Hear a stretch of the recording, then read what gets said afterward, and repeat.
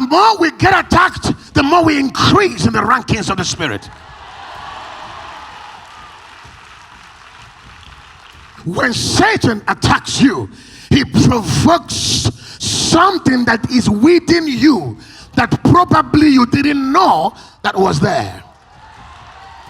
Because Satan will strike areas of your subtle vulnerabilities. So he reveals it. So you gotta say, oh, really? So I could do this. So this could actually happen. So that means there is something inside you that Satan knows that he could launch against that is not of God.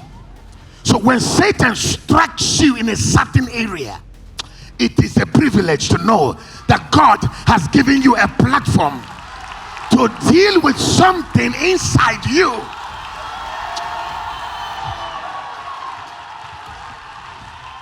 And that's what the Bible says. All things work together for good to them that love the Lord and to them who are the called according to his purpose. So when Satan strikes us, we locate one of his major schemes and access against our camp. So we fortify our defenses. Why? Because if his missiles succeeded to come into our camp, it shows us the radar through which we became vulnerable, and then we protect, we build, we go through it, and build up a strong defenses against that force. Are you hearing me, sons of God? If Satan can get you in any way, it means that there is a little vulnerability in you that God is allowing Satan to magnify. So you can, by the Spirit, begin to deal with it. We can't give the devil any single room. As soldiers of Christ, do not give the devil one single room. Hey, listen, this is training session 2001. Copy.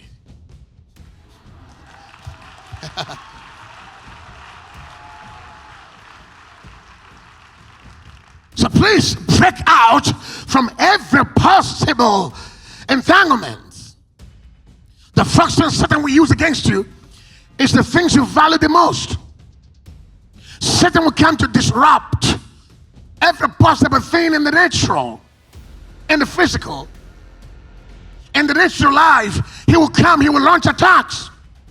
So when the devil attacks you or attacks things that you love or affect things you value, please do not give in to that scheme. One thing is certain, you will not die. He that has called you from his foreknowledge.